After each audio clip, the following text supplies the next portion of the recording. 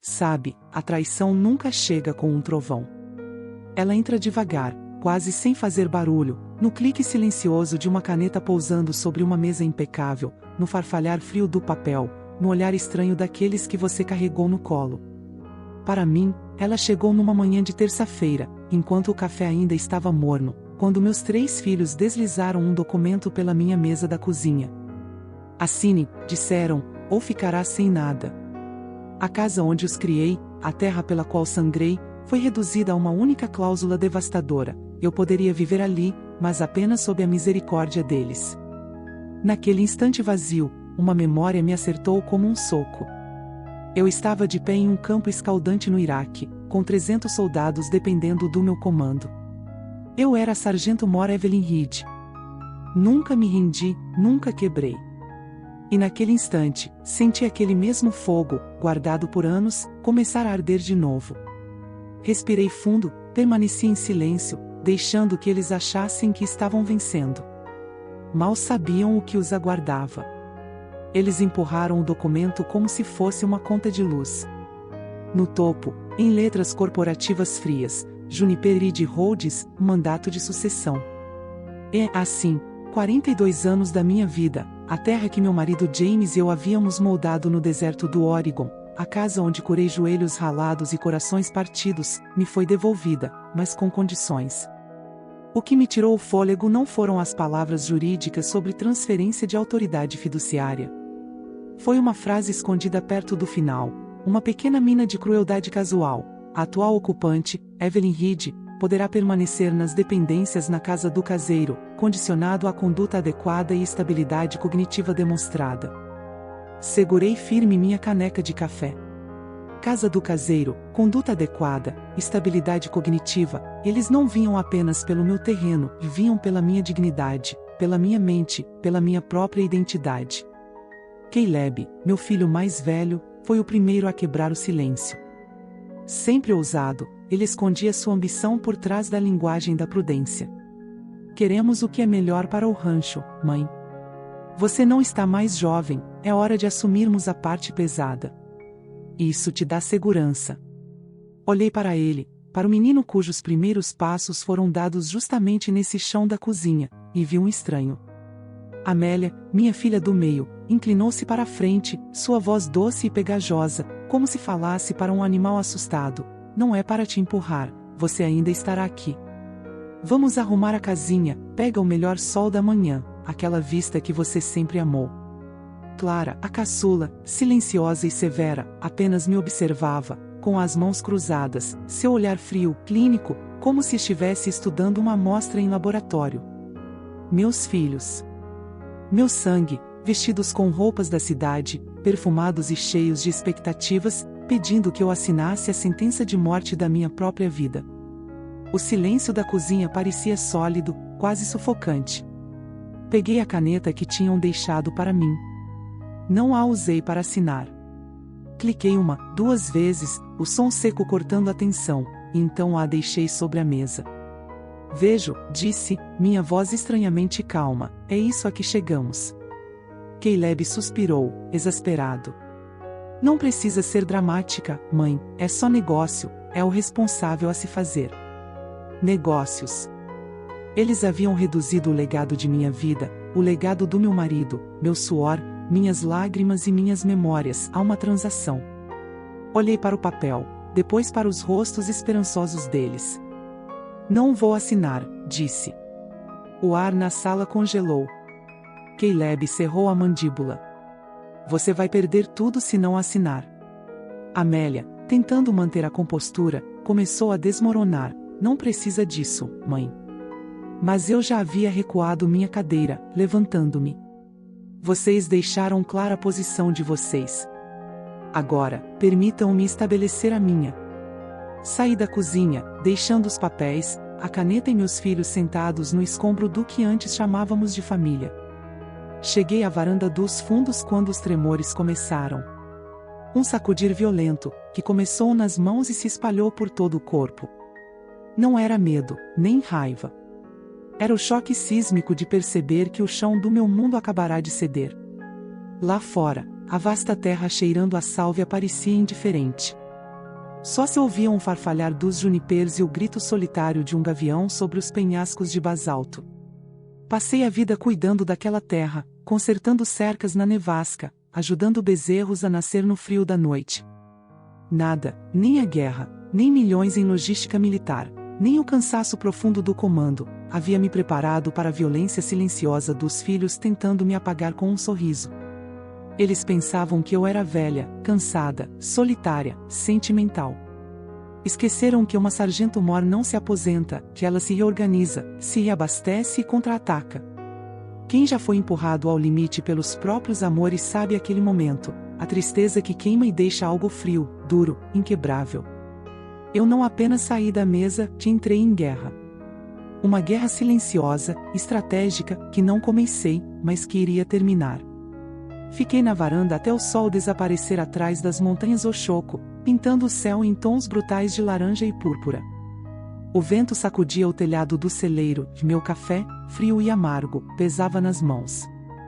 Dentro, podia ouvir suas vozes abafadas, planejando, presumindo que eu estivesse desmoronando, pronta para ceder. Estavam errados. Quando finalmente o silêncio tomou conta da casa e vi as luzes traseiras do SUV de Caleb desaparecer na estrada de cascalho, voltei para dentro. O documento ainda estava na mesa, uma bandeira branca do que pretendiam conquistar. Peguei-o, não para ler, mas para sentir seu peso, sua audácia. Fui para meu escritório. Não dormi, não chorei. Iniciei uma revisão tática. O que eles chamavam de preocupação no ano anterior sempre me pareceu suspeito.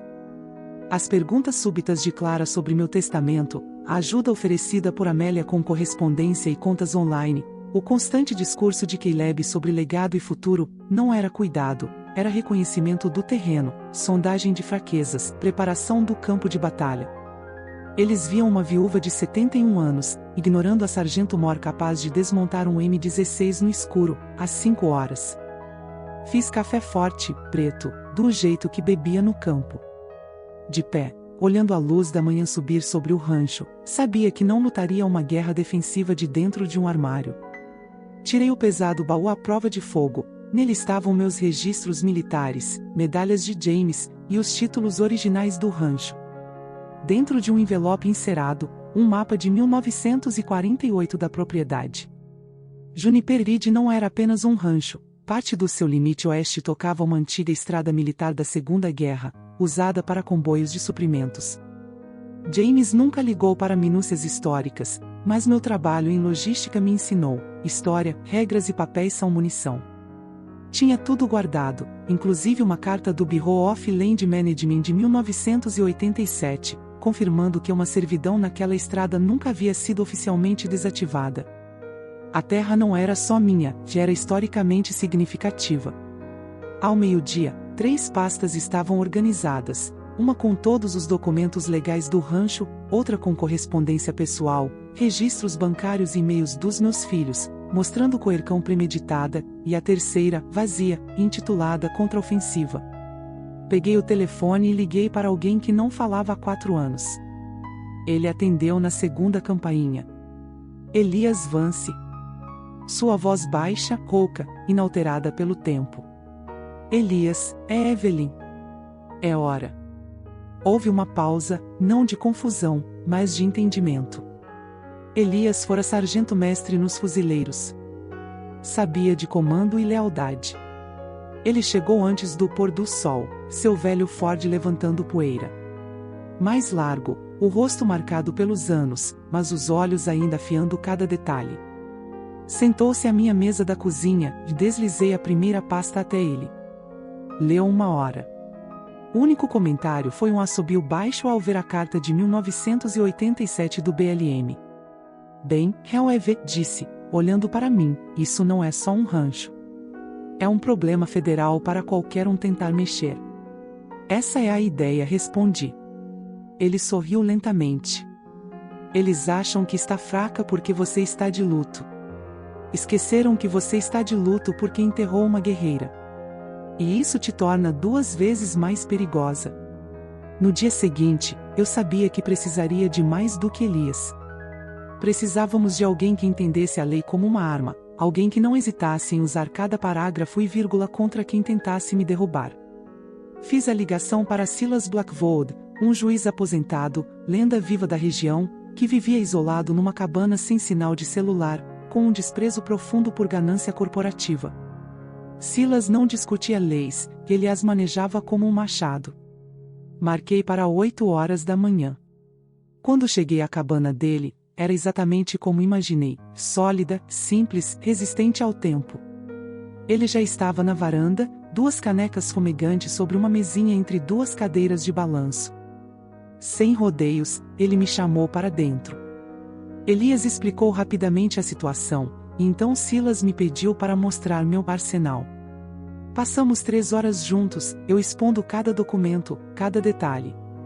Quando chegamos à cláusula sobre minha estabilidade cognitiva, ele levantou os olhos por cima dos óculos, com aquele brilho perigoso que eu lembrava bem das longas noites de campo.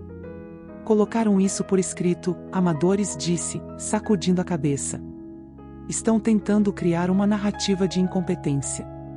Nosso trabalho é mostrar o contrário, uma veterana decorada, extremamente capaz, sendo alvo de herdeiros predatórios. Ele bateu na pasta com minhas medalhas e registros militares. Não pedimos pena, exigimos respeito. Ao sair da cabana, o plano estava definido. Fase 1, legal. Silas iria entrar com uma liminar imediata, bloqueando qualquer transferência de propriedade e citando a servidão histórica como complicação. Isso atrasaria qualquer movimento por meses, talvez anos. Fase 2, pública. Precisávamos controlar a narrativa antes que meus filhos tentassem distorcê-la. Silas sugeriu encontrar um repórter com coragem. Eu sabia exatamente quem chamar, Penelope Penny Davis, do High Desert Chronicle. Ela era justa, persistente, tinha reputação de defender os menos favorecidos.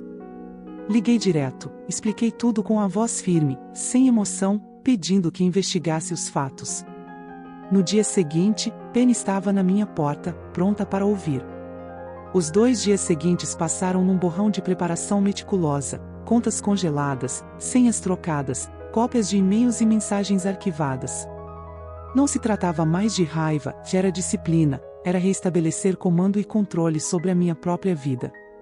Na quinta-feira, o artigo de Penny foi publicado. O título era direto, impactante, veterana decorada e proprietária de rancho sob pressão para assinar cláusulas de saúde mental, questões sobre coerção contra idosos surgem. Não era apenas um relato, contextualizava minha vida, comparando a mulher que gerenciou logística militar multimilionária e convoy sob fogo, com a imagem que meus filhos tentavam construir de mim, fraca e incapaz. A notícia se espalhou como fumaça suave, preenchendo cada canto do condado. O telefone começou a tocar. Velhos amigos do VFW, o dono da loja de ração, gente que sabia quem eu era. Integridade. Alguém que não recorde uma luta.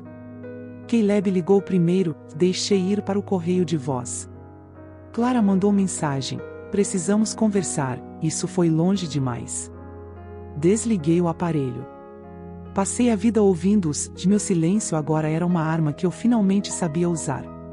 Naquela noite, no restaurante local, a garçonete me deu uma fatia de torta de maçã de graça. Por se defender, Evelyn disse, sorrindo. Elias estava comigo, com uma cópia do jornal na mesa. Erguemos nossos cafés. Primeiro tiro disparado, Sargento Moore, disse ele. Eu assenti, tomando um gole do meu café frio. Isso é só o começo, respondi. O silêncio dos meus filhos era um sinal de que estavam se reorganizando. Na segunda-feira seguinte, Amélia chegou com seu SUV impecável ao portão do rancho. Não entrou, ficou sentada lá por 10 minutos antes de se aproximar da varanda. Seu rosto cuidadosamente equilibrava preocupação e reprovação. Isso saiu do controle. As pessoas estão comentando.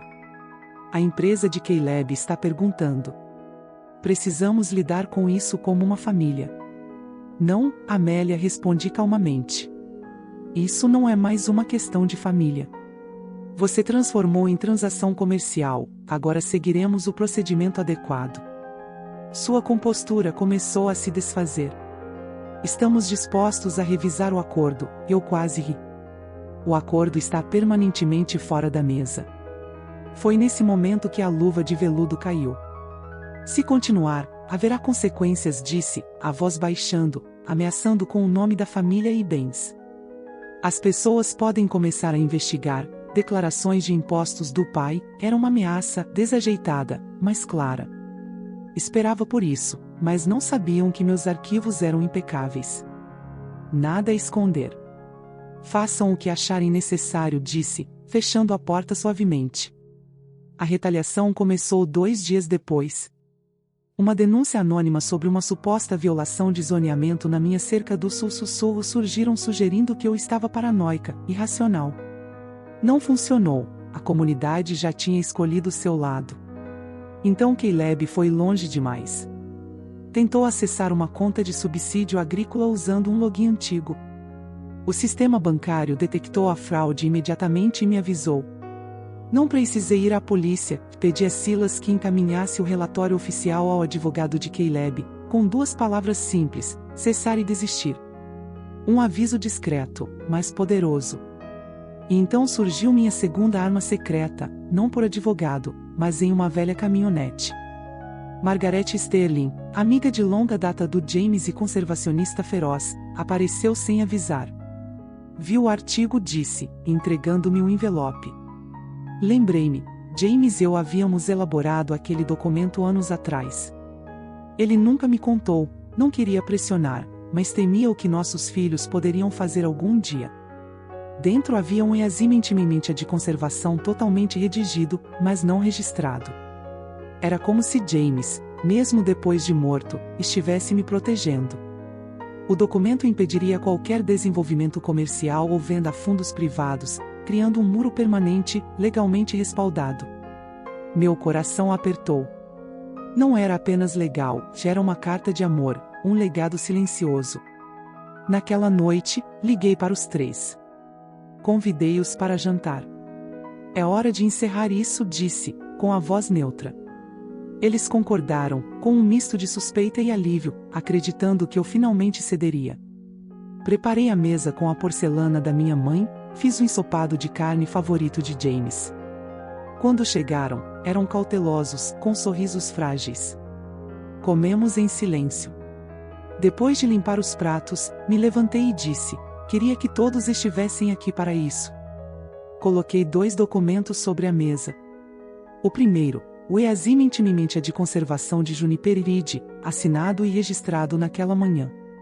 A terra agora está permanentemente protegida.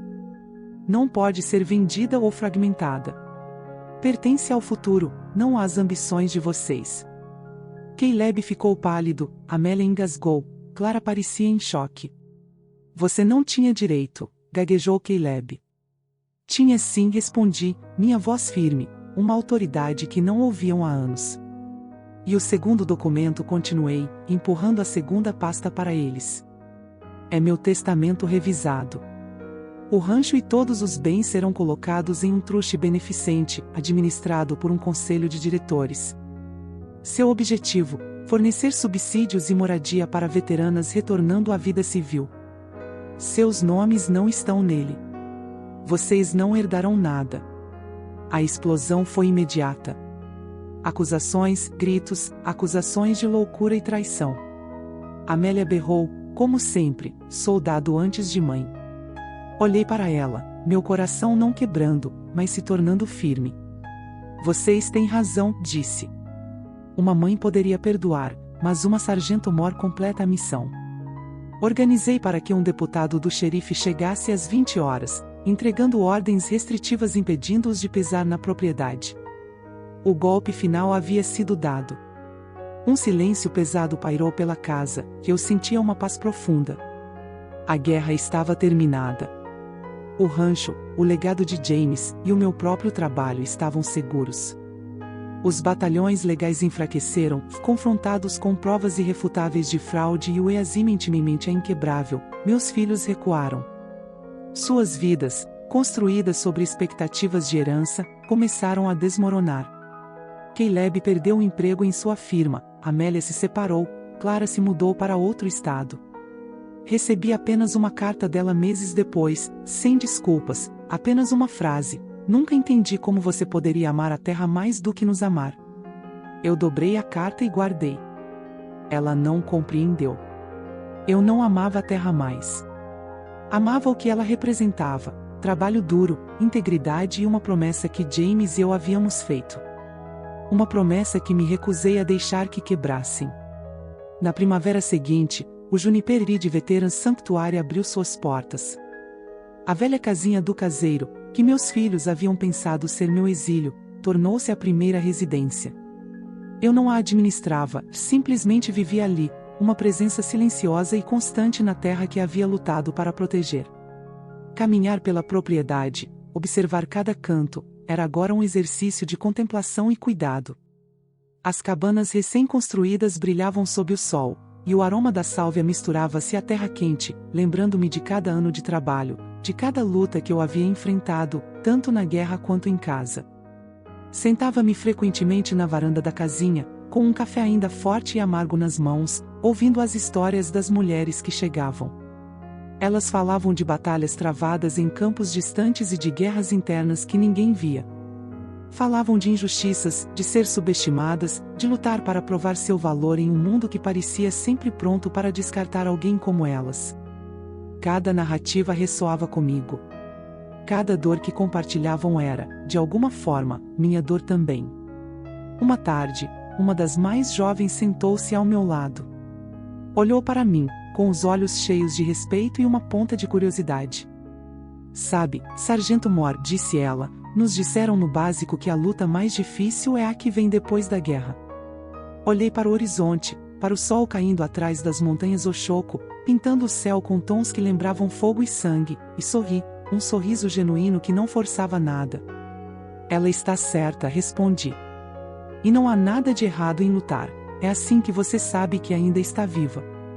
Com o tempo, percebi que legado não era apenas o que deixamos para nossos descendentes, mas o que construímos para aqueles que compartilham não nosso sangue, mas nossas cicatrizes. O rancho, que antes representava terra, suor e memória familiar, agora era um refúgio, um espaço de reconstrução e força. Cada mulher que chegava, cada história contada, tornava Juniper Ridge mais do que um pedaço de terra, tornava um lar de sobreviventes.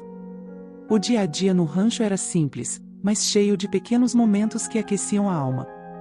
Eu ajudava a plantar hortas, consertava cercas junto com aquelas que se sentiam prontas para levantar-se novamente, e observava o horizonte com a sensação de dever cumprido.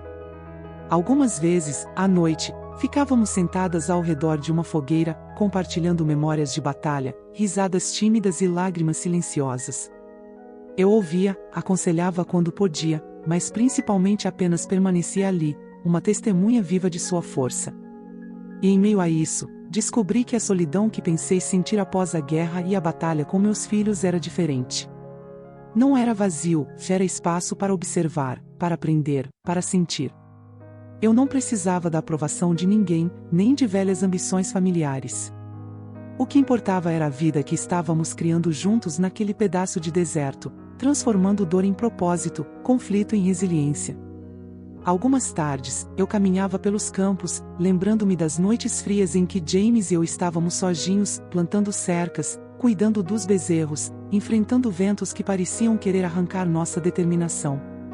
Era incrível pensar que toda aquela experiência havia me preparado, de maneiras que só agora eu compreendia, para enfrentar a traição silenciosa de meus próprios filhos e ainda sair intacta. Havia aprendido que força verdadeira não se mede em gritos, mas na paciência, na estratégia e na certeza de que você não pode ceder o que é seu por direito. Com o tempo, o rancho se tornou um microcosmo de aprendizado e cura. Cada veterana que chegava trazia suas próprias batalhas, mas também suas próprias soluções. Eu percebia que minha missão não era controlá-las, mas mostrar que elas poderiam reconstruir sua vida com dignidade e coragem. E, assim, minha vida assumiu um novo ritmo: café forte pela manhã, caminhada pelo rancho, tarefas simples e essenciais, conversas profundas à tarde, e longos momentos de contemplação ao entardecer. Cada dia era um lembrete de que sobrevivemos, mesmo quando pensávamos estar derrotadas. Às vezes, a saudade de James apertava meu peito, mas percebi que ele estava ali de maneiras que eu nunca poderia ter imaginado. O Yazimentimimenta de conservação, a proteção do rancho, o santuário para mulheres veteranas, tudo isso era um legado silencioso de amor e cuidado que ele me deixou. Cada vez que eu olhava para o horizonte, para os pinheiros e juniper se estendendo até onde a vista alcançava, sentia sua presença, sentia que ele estava comigo, sorrindo por eu ter mantido nossa promessa. O mais curioso era que meus filhos, aqueles que haviam tentado me derrubar, haviam desaparecido do meu cotidiano. Não houve mais confrontos, apenas ecos distantes de expectativas frustradas. E, ironicamente, isso trouxe uma paz que eu não esperava. Meu amor pela terra não era maior do que o que sentia por eles, mas era um amor diferente, um amor que protegia valores, que mantinha promessas e que construía um futuro que ninguém mais poderia destruir. Eu aprendi, nos meses que se seguiram, que coragem não é ausência de medo. Coragem é agir apesar do medo, é enfrentar aqueles que você ama quando eles te traem, e ainda assim permanecer íntegro. O santuário se tornou mais do que um lugar de cura, tornou-se um símbolo de resistência, de integridade e da importância de lutar pelo que é justo. E eu, mesmo depois de anos de serviço militar, finalmente compreendi que minha maior batalha não estava no campo de guerra, mas dentro da própria vida, entre o amor e a traição, entre perda e reconstrução.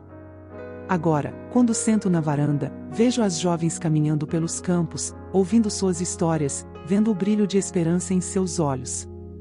Elas me lembram de quem eu fui, do que lutei para proteger, e do que podemos conquistar quando não cedemos ao medo nem à pressão. Sinto orgulho, sim, mas também uma serenidade que só vem com a certeza de ter feito o que era certo, mesmo quando parecia impossível. E, finalmente, compreendi algo essencial: legado não é sobre possuir ou controlar, mas sobre dar algo que sobreviva a você, que inspire e sustente outros. Juniper Iride, com seus campos, suas cabanas e suas histórias, é esse legado.